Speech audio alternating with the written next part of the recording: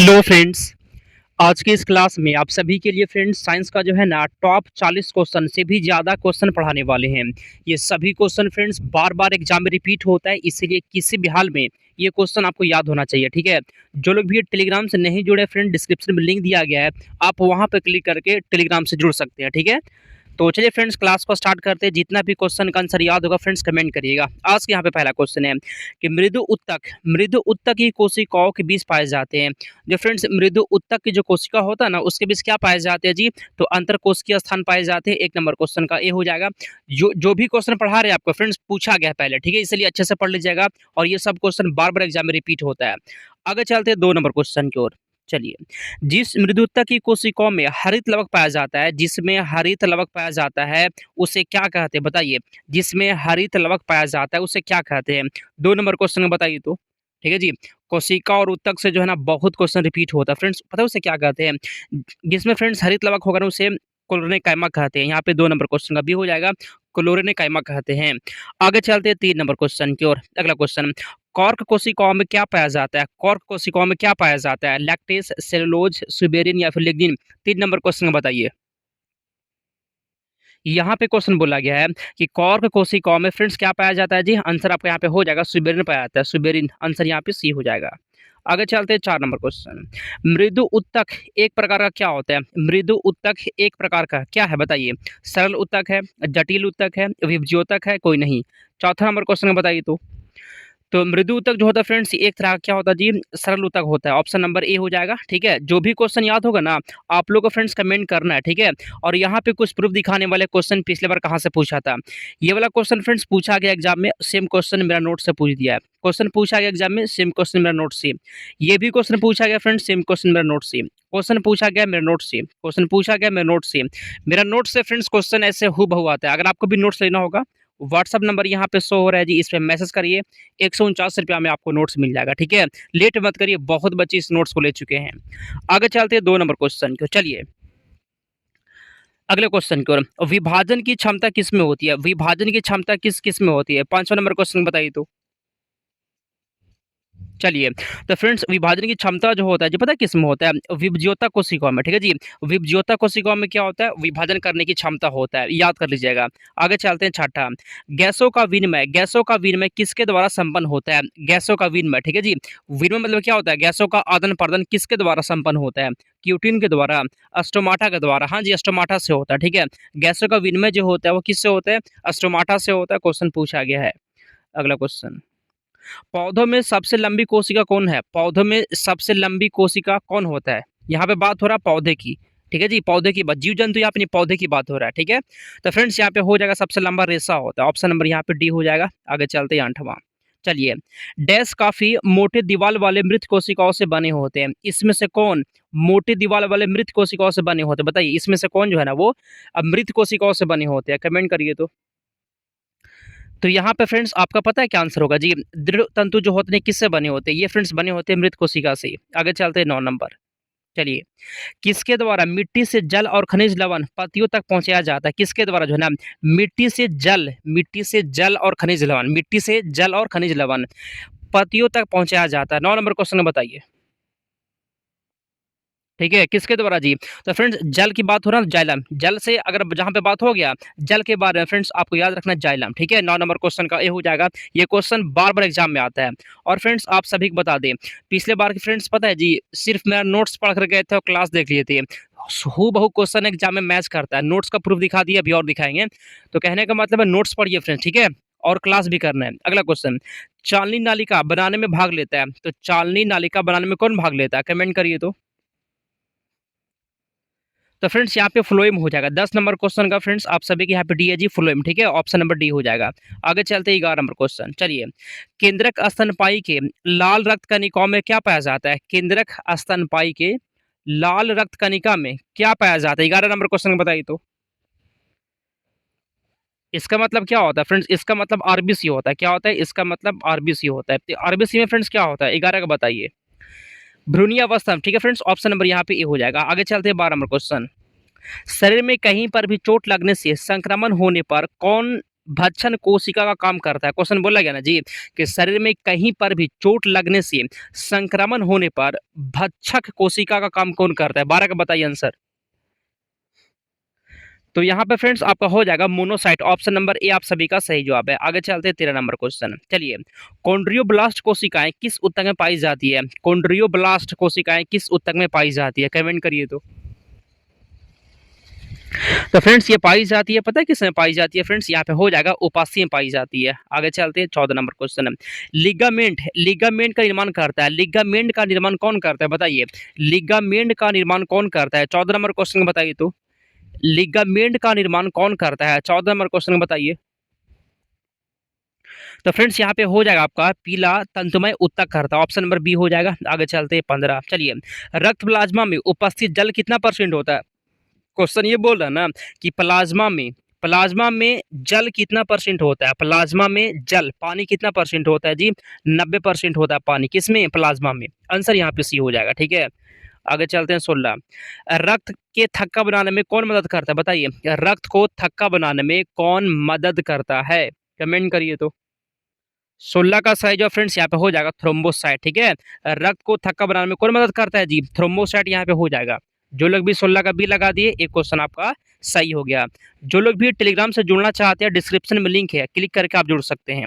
अगला, शिथिल संयोजी ऊतक में क्या पाया जाता है? शिथिल संयोजी ऊतक में क्या पाया जाता है बताइए? 17 का सही जवाब। उसमें फ्रेंड्स पाया जाता है मैक्रोफेज पाया जाता है, प्लाज्मा कोशिका भी होता है, मास्ट कोशिका भी होता है। आंसर यहाँ पे सभी हो जाएगा। आगे चलते हैं 18। संवेदना का चालन शरीर के एक भाग से दूसरे भाग में किसके द्वारा होता है? संवेदना का चालन जो है ना, शरीर के एक भाग से दूसरे भाग में किसके द्वारा होता है बताइए? 18 का सही जवाब। जब से फ्रेंड्स आपका एंट्रेंस स्टार्ट हुआ ना, तब से पढ़ा रहे हैं हम। एक्सपीरियंस है मेरे पास, क्वेश्चन कहाँ से आता है, बस पढ़िए आप लोग अच्छे से। ठीक है, तो फ्रेंड्स यहाँ पे तंत्रिका ऊतक हो जाएगा जी। आंसर यहाँ पे बी हो गया। बहुत ऐसे लोग हैं ना जो भटकते रहते हैं, उल्टा सीधा पढ़ेंगे, वैसा पढ़ने से कोई फायदा नहीं है। अगर आप सच में सीरियस है ना फ्रेंड्स, तो आप क्लास करिए और नोट से पढ़िए। ठीक है, बहुत हेल्प मिलेगा आपको। आगे चलते हैं। रक्त प्लाज्मा में फाइब्रिनोजन के निष्कासन के बाद क्या बनता है बताइए? रक्त प्लाज्मा में फाइब्रिनोजन के निष्कासन के बाद क्या बनता है? सीरम बनता है फ्रेंड्स। बी हो जाएगा आंसर। अगला क्वेश्चन, केंद्रक अनुपस्थित। ठीक है जी, यहाँ पे क्वेश्चन बोला है ना, केंद्रक अनुपस्थित रहता है किसमें? 20 का बताइए तो। केंद्रक किस में अनुपस्थित रहता है फ्रेंड्स? याद कर लीजिएगा। फ्लोएम पैरेन्काइमा में जो है ना, इसमें फ्रेंड्स होगा क्या? नहीं होगा इसमें।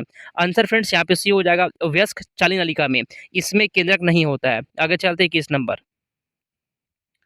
सल्की या सल्काब एपिथेलियमी का प्रमुख काम क्या है बताइए? सल्की या जो सल्काब एपिथेलियमी होता है ना, ये फ्रेंड्स ये क्या है जी? ये फ्रेंड्स ऊतक होता है। एपिथेलियमी ऊतक होता है। ठीक है, तो फ्रेंड्स इस ऊतक का काम क्या है बताइए? सल्की एपिथेलियमी ऊतक का काम क्या होता है जी? तो फ्रेंड्स सुरक्षा करना होता है। आंसर यहाँ पे सी हो जाएगा। ठीक है, एपिथेलियमी ऊतक का काम ही होता है सुरक्षा करना। ठीक है, ऑप्शन नंबर यहाँ पे सी हो जाएगा। आगे चलते हैं। चलिए, पश्चमाभी या पश्चमल एपिथेलियमी पाए जाते हैं, किसमें पाए जाते हैं? ट्रैकिया में, त्वचा की सतह पर, यकृत में, पलिया में। 22 का बताइए तो आंसर।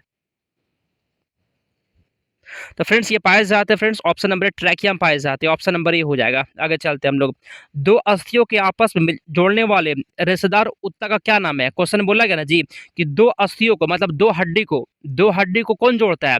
दो हड्डियों कौन जोड़ता है? टेंडन, साइटन, एक जॉन लिगामेंट। बताइए। एक फ्रेंड्स ट्रिक बताए थे आप लोग को, एक ट्रिक बताए थे, HHL। ठीक है, आप हल ऐसे करके भी याद रख सकते हैं। HHL ये ट्रिक है जी। हड्डी को हड्डी से, एच मतलब एच से हड्डी, तो हड्डी को हड्डी से कौन जोड़ता है? लिगामेंट जोड़ता है। एल से लिगामेंट। हड्डी को हड्डी से कौन जोड़ेगा? लिगामेंट। ऑप्शन नंबर यहाँ पे डी हो जाएगा। ट्रिक को मत भूलिएगा। ठीक है, और एक फिर ट्रिक बताए थे HMT। ये क्वेश्चन बहुत बार आता है। हड्डी को मांसपेशी से, एच से हड्डी, एम से मांसपेशी, तो हड्डी को मांसपेशी से टेंडन जोड़ता है। HMT और HHL इसको याद कर लीजिएगा। ठीक है, हड्डी को हड्डी से लिगामेंट, हड्डी को मांसपेशी से टेंडन जोड़ता है। आगे चलते हैं हम लोग। ओडोमीटर क्या मापता है? ओडोमीटर क्या मापता है बताइए? चाल, दूरी, समय क्या मापता है बताइए तो। 24 का क्या होगा जवाब? तो फ्रेंड्स यहाँ पे हो जाएगा ओडोमीटर, फ्रेंड्स याद करिए दूरी मापता, आंसर बी हो जाएगा। आगे चलते हैं अगला क्वेश्चन। तो फ्रेंड्स उतना प्रूफ दिखा दिए, यहाँ पे और प्रूफ देखिए, पूरे यूट्यूब पे आपको ऐसा कोई नहीं दिखाएगा, ध्यान से देखिएगा। ये क्वेश्चन पूछा गया, मेरा क्लास का क्वेश्चन है, सॉरी मेरा नोट्स का क्वेश्चन है। हम अपने नोट्स का पेज नंबर लगा दिए, जो पिछले बार वाले होंगे आप मिला सकते हैं। ये क्वेश्चन पूछा गया है, मेरा नोट्स से क्वेश्चन है, मेरा नोट्स का पेज नंबर लगा दिए, मिला सकते हैं। ये क्वेश्चन पूछा गया, मेरा नोट्स से क्वेश्चन है, नोट्स का पेज नंबर लगा दिए, जो पिछले बार को मिला लीजिएगा। क्वेश्चन पूछा गया मेरा नोट से, क्वेश्चन पूछा गया मेरा नोट से। अगर आपका भी नोट्स लेना होगा फ्रेंड्स, इस पे व्हाट्सएप पे मैसेज करिए, 149 रुपया में आपको नोट्स मिल जाएगा। इतना ही आपको करना फ्रेंड्स, सबसे ज़्यादा पढ़े जाने वाला मेरा नोट्स है, छोड़िए मत इसको, आप मिस मत करिएगा। आगे चलते हैं, आगे चलते हैं। बल एवं विस्थापन दोनों सदिश राशि हैं, बल और विस्थापन दोनों सदिश होता है। तो कार्य जो बल एवं विस्थापन का गुणनफल है, कमेंट करिए तो सदिश, अदिश या फिर क्या आप इसका बताइए। क्वेश्चन ये बोला ना जी, कार्य जो है ना कार्य, ये फ्रेंड्स कार्य क्या होता है बताइए 25 का, बस इतना आपको ध्यान रखने, कार्य क्या होता है। ये फ्रेंड्स अदिश होता है जी, कार्य क्या होता है फ्रेंड्स, अदिश होता है। आगे चलते हैं 26, निम्नलिखित में से सदिश राशि कौन है, सदिश राशि कौन है 26 का बताइए, इसमें से सदिश राशि कौन है 26 का बताइए। सदिश राशि कौन है, कोई बता सकता है, बताइए 26 का। सदिश और अदिश से आता है फ्रेंड्स, आंसर हो जाएगा विस्थापन सदिश राशि होता है। आगे चलते हैं हम लोग। वेग का मात्रक क्या होता है, वेग का मात्रक कौन है बताइए, वेग का मात्रक कौन होता है 27 का बताइए। तो वेग का मात्रक क्या होता है, मीटर प्रति सेकेंड होता है, ऑप्शन नंबर ए हो जाएगा। वेग का मात्रक मीटर प्रति सेकेंड होता है। आगे चलते हैं। यदि किसी वस्तु द्वारा तय की गई दूरी समय के अनुक्रमानुपाती होता है तो हम कह सकते हैं कि, बताइए हम क्या कह सकते हैं। यदि किसी वस्तु द्वारा तय की गई दूरी समय के अनुक्रमानुपाती होता है तो हम कह सकते हैं कि वस्तु एक समान चाल से चल रही है। 28 नंबर क्वेश्चन का बी हो जाएगा। आगे चलते हैं। समान वृत्तीय गति में त्वरण क्या होता है बताइए फ्रेंड्स। वृत्तीय गति मतलब ये फ्रेंड्स, ये वृत्तीय गति होता है, ठीक है जी, ये वृत्तीय गति हो गया, ये वृत्तीय गति हो गया, ठीक है फ्रेंड्स। तो समान वृत्तीय गति में त्वरण क्या होता है बताइए, 29 का कमेंट करिए तो। वेग के लंबवत होता है, आंसर सी हो जाएगा। आगे चलती है 30 नंबर। औसत वेग और चाल समान होते हैं, औसत वेग और औसत चाल किसके समान होते हैं 30 का बताइए। औसत वेग और औसत चाल समान होते हैं सरल देखिए गति में। 30 नंबर क्वेश्चन के यहाँ पे ए दिया गया, ऑप्शन नंबर ए हो जाएगा। अगला, वेग है समय के साथ, वेग जो है ना समय के साथ क्या होता है 31 का बताइए। 31 का फ्रेंड्स, वेग है समय के साथ विस्थापन की दर होता है, आंसर ऑप्शन नंबर ए हो जाएगा। अगला चलिए, त्वरण के परमाणु में इलेक्ट्रॉन नाभिक के चारों ओर वृत्ताकार पथ में समान चाल से घूमता है। इलेक्ट्रॉन का त्वरण बताइए, 32 का कमेंट करिए तो। ठीक है फ्रेंड्स, क्लास को 2 बार देखिएगा जी, एक बार मगर समझ में नहीं आता, क्लास को 2 बार देखना है। 32 नंबर क्वेश्चन का हो जाएगा नाभिक की ओर होता, ऑप्शन नंबर ई हो गया। अगला क्वेश्चन, इसमें से कौन सदिश नहीं है, सदिश नहीं है मतलब अदिश कौन है ये बोल रहा आपसे। चाल फ्रेंड्स, यहाँ पे चाल हो जाएगा। आगे चलते हैं अगले क्वेश्चन की ओर। विस्थापन की दर है, विस्थापन की दर चाल, त्वरण, वेग या फिर दूरी। क्वेश्चन बोला गया ना विस्थापन की दर क्या होता है बताइए, 34 का सही जो बताइए।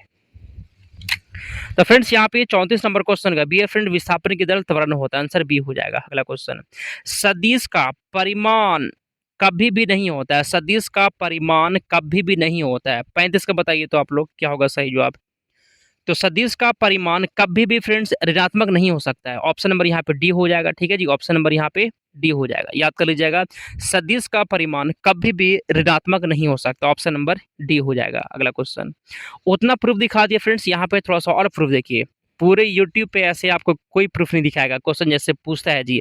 ये क्वेश्चन पूछा गया, हम सेम क्वेश्चन अपने क्लास में हम पढ़ा दिए थे, मेरा क्लास का यहाँ पे देखिए स्क्रीनशॉट। क्वेश्चन पूछा गया मेरा क्लास का, क्वेश्चन पूछा गया हम क्लास से पढ़ा दिए थे। ये भी क्वेश्चन आया है मेरा नोट से, क्वेश्चन पूछा गया मेरे नोट से। ऐसे हूबहू क्लास से भी क्वेश्चन आता है और नोट से भी आता है। नोट्स अगर आपको लेना होगा व्हाट्सएप पे मैसेज करिए, आपको नोट्स मिल जाएगा।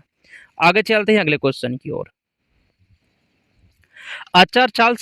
अचर चाल से गतिशील वस्तु की दूरी समय ग्राफ होता है, सरल रेखा, वक्र रेखा, वृत्त क्या होता है बताइए।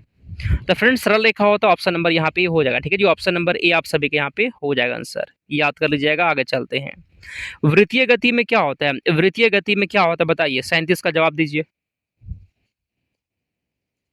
वृत्तीय गति में गति की दिशा लगातार बदलती है, याद कर लीजिएगा।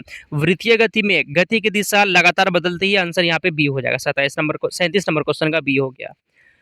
38, अगर कोई ट्रेन त्वरण के साथ चलती है तो उसका वेग क्या होगा? अगर कोई ट्रेन त्वरण के साथ चलती है तो उसका वेग क्या होता है? 38 का बताइए आप लोग क्या होगा? बढ़ता जाएगा फ्रेंड्स, ऑप्शन नंबर यहाँ पे ये। ठीक है जी, ऑप्शन नंबर फ्रेंड्स यहाँ पे हो जाएगा। ठीक है, याद कर लीजिएगा। अगर कोई ट्रेन त्वरण के साथ चलती है तो उसका वेग बढ़ता जाएगा, ऑप्शन नंबर ये हो जाएगा। अगला क्वेश्चन, अगर कोई अगर कोई मोटर गाड़ी मंदन के साथ चलती है तो उसका वेग क्या होगा? अगर कोई मोटर गाड़ी मंदन के साथ चलती है तो उसका उसका वेग घटता जाएगा, आंसर यहाँ पे बी हो जाएगा। आगे चलते हैं 39, एक समान वृत्तीय गति में क्या होता है? एक समान वृत्तीय गति में क्या होता है? ये सब क्वेश्चन बार बार आता है, इसको छोड़ नहीं सकते आप। ठीक है, एक समान वृत्तीय गति फ्रेंड्स चाल अचर और वेग चर होता है। 40 नंबर क्वेश्चन का डी हो जाएगा। ये वाला फ्रेंड्स एक क्वेश्चन आपके लिए होमवर्क है, ये वाला कि निर्वात में स्वतंत्रता पूर्वक गति करते हुए पिंड क्या होता है? ये वाला क्वेश्चन आपके लिए होमवर्क है। जब क्लास खत्म हो जाएगा तो आप सभी को कमेंट कर देना है। ठीक है, क्लास कैसा लगा फ्रेंड्स? अगला क्लास तुरंत होगा, आप सभी को वहाँ ज्वाइन होना है। चैनल को सब्सक्राइब कर दीजिएगा, अच्छा लग रहा है तो। ठीक है फ्रेंड्स, समाप्त करते हैं हम लोग।